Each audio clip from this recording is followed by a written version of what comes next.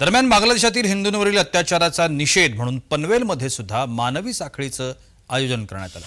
हिंदू संघटनांच्या माध्यमातून या ठिकाणी महिला देखील मोठ्या प्रमाणामध्ये सहभागी झाल्या होत्या।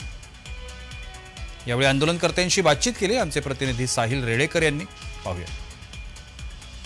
बांगलादेशामध्ये हिंदूंवर होत असलेल्या अत्याचाराच्या विरोधात आपण पाहतोय राज्यभर निदर्शनं केली जात आहेत। ठिकठिकाणी सर्व हिंदुत्ववादी संघटना रस्त्यावर उतरून याचा निषेध करतात। आज आपण पाहतोय की पनवेलमध्ये देखील सकल हिंदू संघटना रायगड जिल्ह्याच्या वतीने या ठिकाणी निदर्शनं केली जातात। आपण पाहतोय एका मानवी साखळीद्वारे या ठिकाणी बांगलादेश सरकारचा निषेध केला जातोय। आपल्यासोबत या ठिकाणी बोलण्यासाठी सकल हिंदू संघटनेचे पदाधिकारी आहेत। काय सांगाल, आज पनवेलमध्ये मानवी साखळीद्वारे बांगलादेश सरकारचा निषेध केला जातोय? आज जे बांगलादेशमध्ये घडतंय आपल्या हिंदू समाजावरती, तो बांगलादेशमध्ये आपला हिंदू आहे त्याच्यावरती अत्याचार होतोय, ज्या माझ्या महिला भगिनी त्यांच्यावर अत्याचार होतोय, त्याच्या विरुद्ध आम्ही आज आंदोलन करतोय, मानवी साखळी करतोय।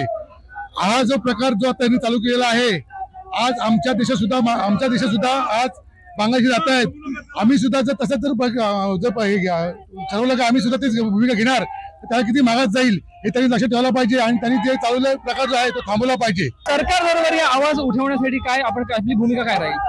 संपूर्ण सरकार हा आम्ही हे सगळे आता इथे बीजेपी आहोत, हिंदू संघटना आहे।